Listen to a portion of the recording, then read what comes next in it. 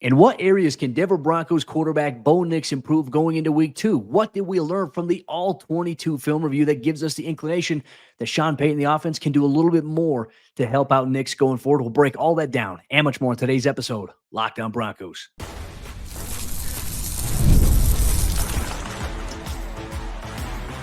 You are Locked On Broncos, your daily Denver Broncos podcast. Part of the Locked On Podcast Network, your team every day.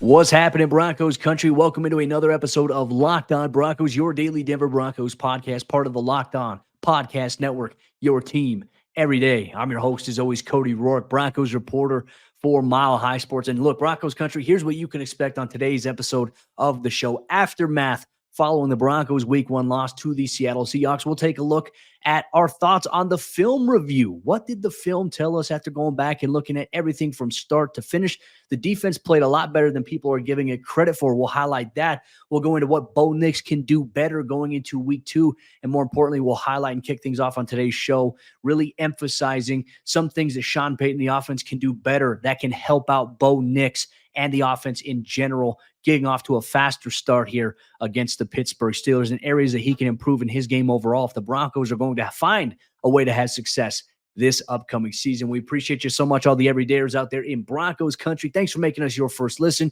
Just a reminder, as always, you can get this show for free on YouTube or wherever you get your podcast. So let's kick things off here, getting into it. I went back and watched the All-22 film. I did some film review stuff over there at Mile High Sports. If you want to see the Bo Nix film review, you can go to Mile High Sports YouTube page and you can watch that. I'll post individual clips on my own social media and also on TikTok here, but we can't share the footage on the podcast. And obviously, if you're listening to it, you wouldn't be able to see it anyway. So you can go check it out there. But let's go through what we saw on the film review here for Denver offensively. Look, we can acknowledge it for what it was. It was an ugly mess. It was discombobulated at times, and the Seattle Seahawks did a really good job of adjusting and kind of feeding off of the momentum that their defense was giving them. And they really kind of dictated a lot of what the Broncos offense was going to do, and that impacted Bo Nix in Sunday's 26-20 loss against the Seahawks. But my main takeaway before I really dive into the weeds of this is that when you look at the tape, and I think a lot of Broncos fans, I share the sentiment on Twitter, kind of echoed the same thing when they rewatched the game. They felt a little better about it. And then look, there's still things to not feel good about. Obviously, the loss, you never want to feel good about that. But for Bo, we can all acknowledge, if we're being objective here, as we always aim to be on this show, Bo had some good moments. He had some bad moments. He probably had more bad moments than good moments in his rookie debut. And then there were moments on tape where it's like, okay, hey, that's what Sean Payton was referencing. The offense could have done a little bit more in some of these situations to help him out or just to help the flow of the offense in general. And ultimately, it went against Denver in this game. I think one of the things we can talk about here to start off about how Sean Payton, the Broncos offense, can help out a little bit more. You have to have an efficient run game. We caught up with Broncos head coach Sean Payton on his Monday Zoom conference call with us. And one of the areas that he had highlighted for us was really the issues inside the run game. You take away Bo Nix's scramble, the touchdown run that he had late in that game between Javonte Williams, Jaleel McLaughlin, Audric Estime, there were concerns because Denver only had around 64 total yards rushing. They lost the run game battle, and they found themselves going backwards often at times. And Sean Payton even mentioned a concern that he had is there were times where they weren't seeing a run that was supposed to be there. The ball carrier vision was a little bit of a concern. Here's what Sean Payton had to say. Certainly, when we watch this game tape and evaluate the cue, there's a number of things that will get cleaned up and corrected. But, man, I said it yesterday, I'll say it again. One of the key things that was important in this game is winning the run game battle. And we weren't able to do that. You know, we struggled. And in that inefficiency on first and second down, it was one of our keys to victory, and we were anything but. And look, that has to be an area that improves going forward. And this was a little bit of an issue for Denver's offense last year at times where holes did open up. Sometimes the running backs didn't see it. But if your idea is to, hey, we can take pressure off of Bo Nix by coming in and running the football, well, when you can't run the football, that is a little bit of an issue. And early on in that game, Denver had every opportunity to take advantage of what the defense and what special teams did for them. That was a little bit of a concern here for Sean Payton. But I think even going back to talking about that, how did it impact the game? Well, because Denver couldn't run the ball effectively, and they were also in a situation where they were at one point playing from behind, needing to find a way to pass score late in the game. You're going to have to pass a little bit more. There were some drops by the receivers that were a little bit of an issue. You talk about the little Jordan Humphrey drop on third down. There was a key drop. I think it was deep down the field there that Cortland Sutton did have on one play. And there were some missed shots there from Bo Nix. And it's not saying, hey, we're passing off blame on Nix and that it was this person's fault or this unit's fault. No, the offense in general. And I think this is where the conversation has to come to a full center here is it's not just on singular. It's not just on one person. It's not just on Bo Nix, not just on Sean Payton. It is on all of these guys on the offensive side of the ball that have their own collective hands in what had happened.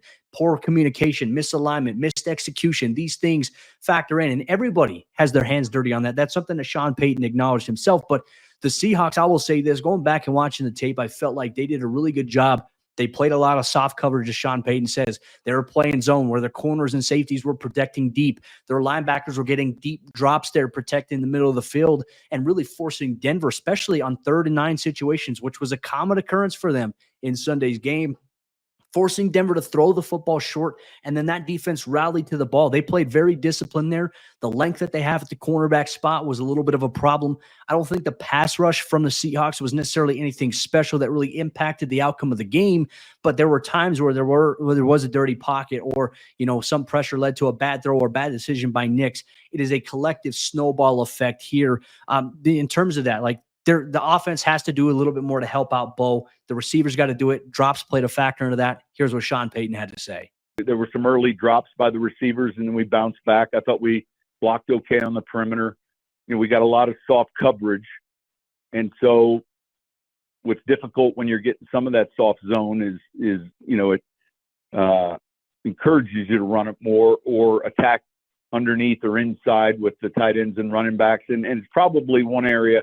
Here we are, the game's over. We have to ask ourselves as coaches, all right, if we played it again, what would we have done different? And there are a handful of things that I felt like I didn't do a good enough job with relative to the inner triangle as to what we were seeing. Well said there by Payton. And look, I think in the moment, as you're watching the game, you're watching the TV broadcast, or if you're there in person watching it live, you're seeing everything happen. So everything's fresh. You're getting the reactionary stuff to a lot of things. And look, there were a lot of hot takes. There were a lot of things out there, a lot of not so nice things about Bo Nix. The reality is, you look across the NFL, I think every rookie quarterback really struggled in week 1 of the opening season. I think a lot of quarterbacks struggled for the most part. You have to let Bo Nix go through the ups and downs. You got to let him take his lumps. You got to let him go through his struggles without saying, okay, hey, he's a bust, get rid of him. Seen far too much of that already. And it makes the dialogue a little frustrating. Let Bo grow. I don't know how many times I have to say, but that's going to be the key emphasis, I think, going forward here for this team. And look, it doesn't get easier. You got the Pittsburgh Steelers, you got the Jets, you got the Tampa Bay Buccaneers. You got some tough defenses you're going to be facing, and you don't have a lot of time to get some of these things right.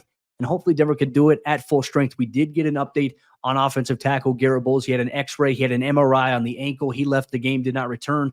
But the MRI and the X-ray came back clean, according to Sean Payton. Matt Parrott filled in for him. And got to hope that Garrett's back, because if Matt Parrott is starting at left tackle, I have a little bit of concern. And I imagine TJ Watt's going to probably line up to that side of the field if that is, in fact, the case. The Steelers do have good pass rushers, even opposite of TJ Watt. So a little bit of concern there. But, we're going to continue to highlight here. Bo Nix is the story. The offense is the story for this team after week 1.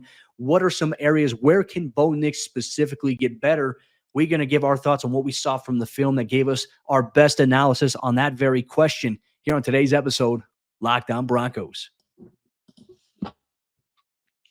Broncos Country, today's episode of the show is brought to you by our friends over there at Hims. Men, real talk, the only thing worse than losing your hair is waiting forever for it to grow back. That's why you need Hims, and you can start seeing your hair grow back in as little as 3 to 6 months. Hims provides access to a range of hair loss treatments that work all from the comfort of your couch. Hims also makes treating hair loss simple with doctor-trusted treatment options and clinically proven ingredients like finasteride and minoxidil that can regrow hair in as little as 3 to 6 months. They have everything. They offer personalized chews for you that are prescribed by doctors. They have oral, spray, and serum treatment options so you can find out what works best for you. Start your free online visit today at hims.com/lockedon NFL. That's HIMS.com/LockedOnNFL for your personalized hair loss treatment options. HIMS.com/LockedOnNFL. Results vary based on studies on topical and oral minoxidil. Prescription products require an online consultation with a healthcare provider who will determine if a prescription is appropriate. Restrictions apply. See website for full details and important safety information. There are a lot of areas that Bo Nix can improve, including his footwork, sometimes commanding the operation and not pressing as much as he did. We'll highlight those and much more on what he can continue to improve on as the season progresses, as he goes through his rookie season. You'll get that here on today's episode of Locked On Broncos. Real quick, thanks for making us your first listen. For your second listen after the show, make sure you go check out the new Locked On NFL. It's a new series. It's a two-parter because Locked On NFL now has two shows every day. First, the madman Tyler Rowland, he kicks off your morning with a double shot of NFL espresso, and then stop by the barbershop later on in the afternoon with Tony Wiggins for some real NFL talk. Add in the Locked On local experts, and you get unprecedented NFL insight. You get hot opinions. You also get detailed breakdowns all in 30 minutes. It's the new Locked On NFL, and it is twice a day. Make Tyler Rowland, Tony Wiggins, your second listen to the new Locked On NFL on YouTube or wherever you get your podcasts. So let's dive into the conversation here as we continue on with our episode of the show here today. Where can Bo Nix continue to improve and be better? I think when you look at the operation of the offense, I liked the strategy early on here where Denver came out and they were getting him some rhythm throws. I mean, we're talking some short passes. You just want to get in some rhythm, right? I felt like things kind of went downhill for Denver. Look, the inability to run the ball was certainly a major concern here. We highlighted that in the previous segment. That's going to have to be better if Bo's going to find a way to get some help around him. And obviously it'll help him, I think, avoid on one of the major issues that I saw in the film from Sunday's game. There were times where I felt like he pressed too much. And look, understandably so. He's a guy who trusts in his ability. I think he maintains good composure in a lot of instances. And so you try to do a little too much when you're trying to find just a spark offensively. And I think he did a good job mentioning this in his post-game press conference. We're talking about that, you're trying to get some of those explosives because it generates momentum for you. And all of a sudden, it maybe changes how that defense is playing against you. If Denver's able to capitalize on a couple of the deep shot attempts that they did have in this game, okay, maybe it makes some adjustments on Seattle's side in terms of how they cover you or how they play you. But because Denver wasn't having success with the explosives, the only real explosive play we saw was that back shoulder throw from Bo Nix to Josh Reynolds right before halftime. I felt like that was Bo's best throw overall on the afternoon. He did a good job just ripping that football. Josh Reynolds did a great job body adjusting.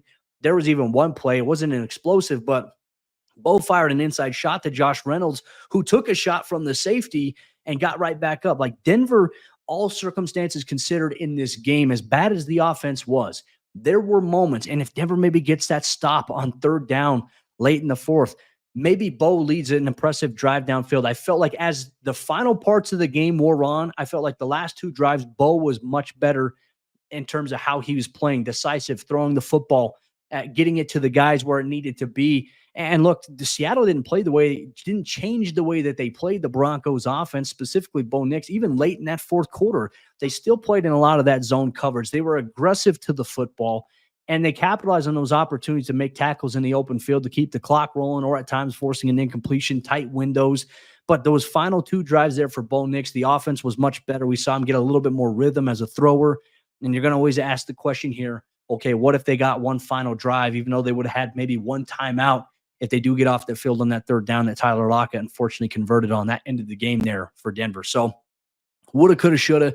I think the one thing you can do is run the football early and try to get it going. I felt like initially on that first play when Javonte Williams ripped off that 9-yard run, I started thinking to myself, okay, hey, Denver's in business here. And this comes after the Alex Singleton interception. This was on Denver's first offensive drive. And then all of a sudden the next play, Javonte Williams slips and loses a yard.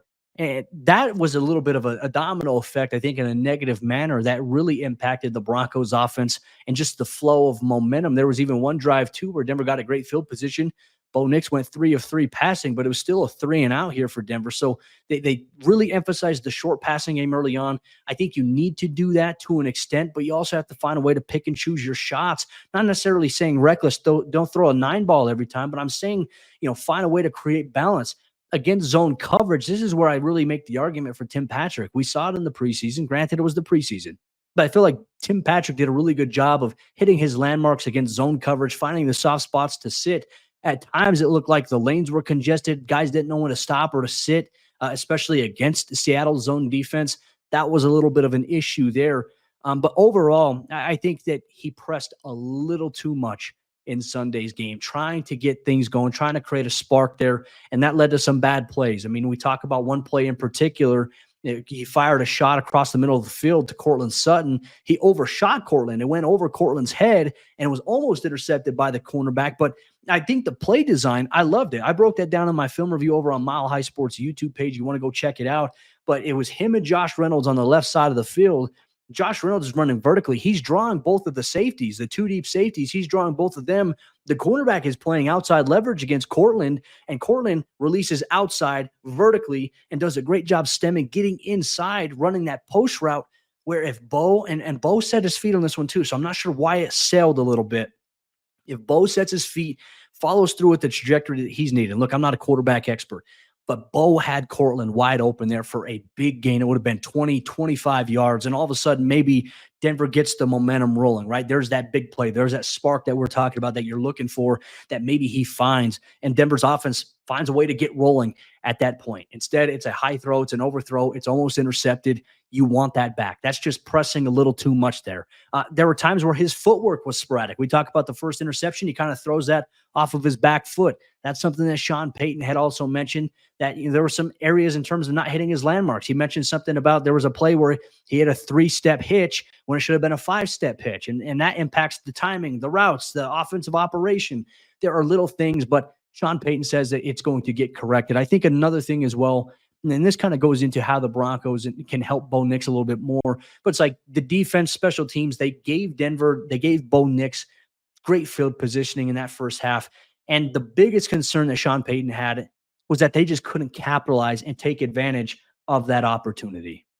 My bigger concern today, number one, the first half provided, that game early was there a little bit for the taking. We didn't take advantage of the field position, the interception by Alex. We're sitting there in a perfect position to really go up, and we don't take advantage of the field position there. Our red zone offense, wasn't nearly as good as it needed to be. And, we did have some drops early on, but I think when I watch this tape offensively, we need to be better around him, and we will be. The opportunities were there in that game, specifically in that first half, and even in the first two series. And, you mentioned the play there where Riley Dixon booms that punt. Tremont Smith does a fantastic job getting it to J.L. Skinner. You force a safety. Denver's defense forces two safeties, so to speak, in that same quarter there. That right there is like, okay, hey, now it's like you force a safety twice. Well, that means you're going to get the ball. You're going to get 2 extra possessions on offense. You have to make the most of it. You have to capitalize on it. Denver didn't do that. That's something that they're going to want back. And now you got to get all the bad stuff out of your system. But I think initially those are the areas in which Bo Nix can grow. We're going to go through and recap it here once more. Get the run game going a little bit early on. That helps take the pressure off of his shoulders. It makes it to where he doesn't have to press, which was really one of the bigger issues he had here in week 1. Adjust some of the footwork stuff. There are times where he can set his feet and throw. You don't need to throw off your back foot at times. And then there's times where you are running and you can make plays off structure. I thought he had another pass to Courtland Sutton where he stepped up, he scrambled, threw across his body to Courtland for a 17-yard gain.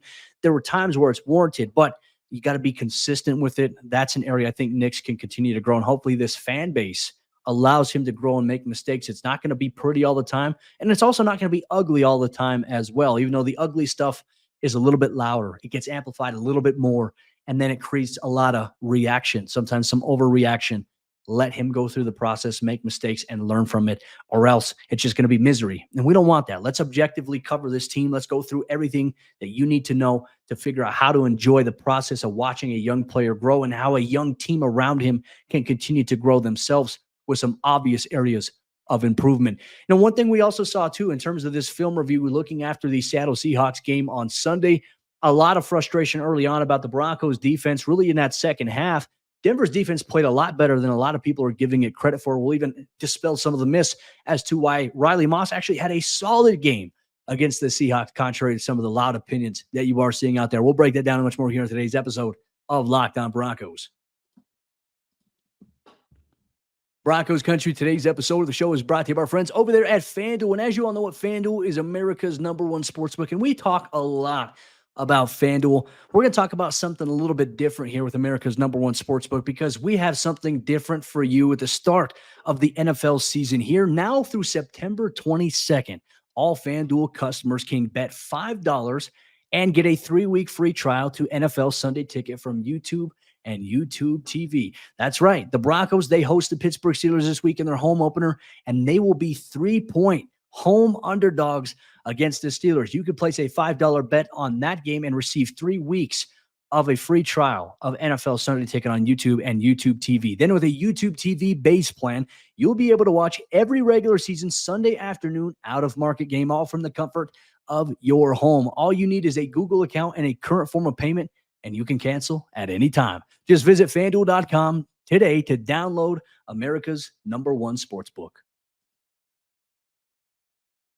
As we jump into the fourth quarter action on today's episode of the show, we'll highlight why the Broncos defense played drastically better than people were thinking. But what were some areas where things went wrong, and how can Denver fix some of the issues that we did see in that third quarter that impacted the overall outcome of the game on Sunday against the Seahawks? Once again, I want to say thanks once again, Broncos Country, for tuning in, making us your first listen.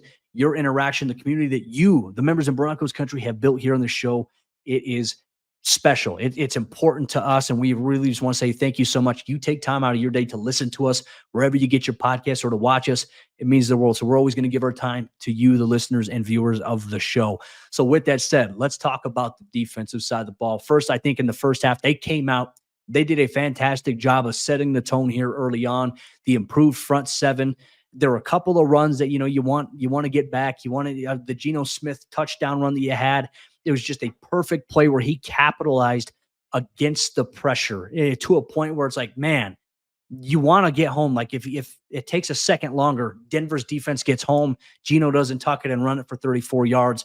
Things you can go back on the film and say, hey, we were close, but we got to improve in certain categories. On that run specifically, I think angles, PJ Locke, Riley Moss, they could have taken a couple of better angles in terms of this game on a couple of runs here, but Denver held Kenneth Walker. I mean, I think 7 carries in the first half, 19 total yards. Well, then he explodes in the third quarter. So what happened? What was the turning point of this game where the Broncos defense started to play a little bit on their heels? I think it came in that third quarter where they came out in the second half. They went more up-tempo, no huddle stuff. They were running a play, getting some quick looks, and then getting to the next play. Like they were in a position where that was working for them. And the hard part about playing defense, and this is always, I think, a moment, if you've ever played the game, you understand this. And if you haven't, like I'm trying to paint it for you. You give up, let's say, a 17-yard run. Okay, what do you do from there? It's like, what happened? Where did it go wrong? Usually if you can huddle, you can kind of adjust real quickly. You can get in the huddle, get the call and say, hey, we got to plug the gap better, whatever it may be. But when you're going against a no huddle offense that's lining up quickly, it's like, okay, hey, they just cut us from here. How do we respond? Where do we look at? And that's where they maybe hit you with something else, like Tyler Lockett, Jackson Smith-Njigba. I wouldn't say Smith-Njigba hurt Denver necessarily in the second half. It was more so early on. He had a couple of nice runs after the catch, but it was mainly Tyler Lockett. It was back shoulder throws. It was good adjustments. Like he had good coverage on him from Riley Moss a good portion of the day. There were a couple of missteps, and that's normal. That's going to happen. We'll talk about Riley Moss here in a minute. But I think that point right there, that opening drive of that second half there for the Seahawks, it allowed them to gash off some chunk plays. And Denver was on their heels a little bit. You couldn't sub in personnel quick enough because of that, because you're running a no huddle. You don't have time to say like, hey, 11 personnel is coming in, 12 personnel is coming in, 21 personnel is coming in. You can't substitute the way that you want to against a no huddle offense.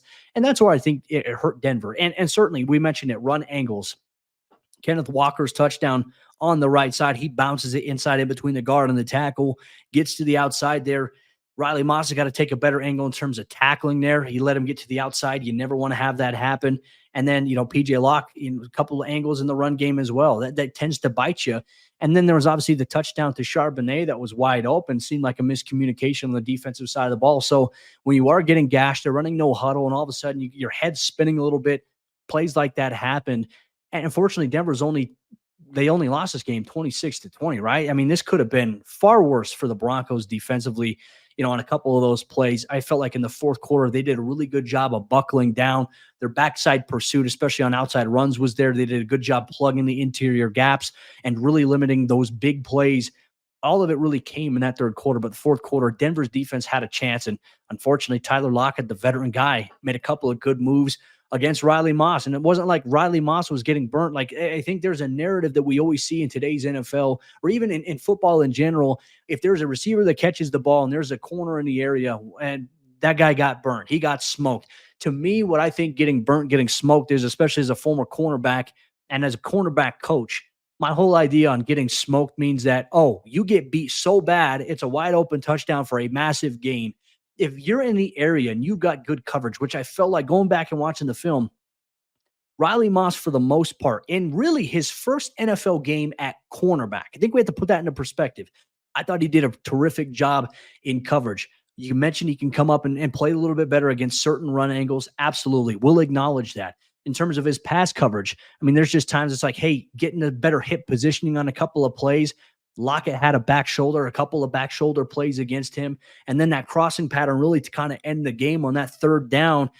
It's a tight angle to come underneath. You maybe take a deeper step on that. You get in the hip. Maybe you could play it a little better. That's where Lockett, the veteran guy, is just so savvy. He won the advantage in that specific matchup. I don't think Riley Moss had a bad game. And look, I think a lot of it is you're going to go through and see, like, okay, Tyler Lockett had the most production out of all the Seahawks wide receivers. Well, that must have meant that Riley Moss had a bad game. If you look at the box score in that regard, you're always going to be led astray in situations like that. Watch the film. Riley's in good position on a lot of those plays. Lockett makes a great play. There are times where Geno Smith just places it perfectly, and you can't get mad at that. I know in the moment as the game is happening, certainly you can say, like, what's going on there? But I think overall, I came away more impressed with Denver's defense in this game than I came away discouraged. And look, I think that Denver's defense this week, they're going to have another tough test. There's going to be Justin Fields at the quarterback position. There's going to be Russell Wilson. Regardless, Justin Fields has the ability to scramble, and he hurt Denver last year when they played the Chicago Bears. I think Chicago's personnel, wasn't as great as what Denver's maybe going to face this year. I mean, this week, I think that George Pickens is going to see a lot of coverage assignment from Patrick Surtain in a second. I'm excited about that. You got a big tight end in Pat Freiermuth. You got other receivers getting in the mix there, and you also have Najee Harris on the ground game. That offensive line for the Steelers, a little bit of a question with some of the injuries that those guys are dealing with, but don't have these breakdowns here, like those miscommunications. I would expect Pittsburgh's offense to go a little up-tempo this week, seeing that worked against the Broncos if they're going to take a page out of the Seahawks book this upcoming week. So we'll see what the adjustments are this week. You can expect a crossover series with Chris Carter of the Locked On Steelers podcast later on this week for crossover Thursday. There's a lot of things going on. Week one of the NFL season is in the books. There's going to be a lot of overreaction, as always, in week one. This is a young football team that's continuing to make strides. Defensively, I think that there are a lot of things that Denver can be better at, but I came away thoroughly impressed with what they were able to achieve. Jonathan Cooper, 2 sacks in that game. Thought Baron Browning played really well. I thought that the Denver defensive interior did a good job maintaining their gaps, allowing guys like Cody Barton and Alex Singleton to fill in there. You just got to be able to sustain, some drives. You give up a big run, like refocus, recenter yourself. First game, I think Denver's defense will adjust even more. I'm not worried about that. I think the biggest worry this week in week 2, that Steelers defense against Denver's offense. So that means more pressure here on Bo Nix, Sean Payton to get things right. But with that said, Broncos Country, that'll wrap up today's episode of the show. Appreciate you so much, my good friend Sayre Bedinger. We'll hopefully be back for tomorrow's episode. He's in Disneyland right now with his family, enjoying some time there. Much deserved there. And we'll see him rejoin the show this week. As we mentioned, you can expect a crossover Thursday episode with Chris Carter of Locked On Steelers. We'll have you covered in the build-up here for week 2 of the NFL season. Bo Nix set to make his home regular season debut. And will Russell Wilson be the starter this week as he returns to Denver? A lot of storylines to follow here on Locked On Broncos. We'll see you tomorrow for a brand new episode of the show.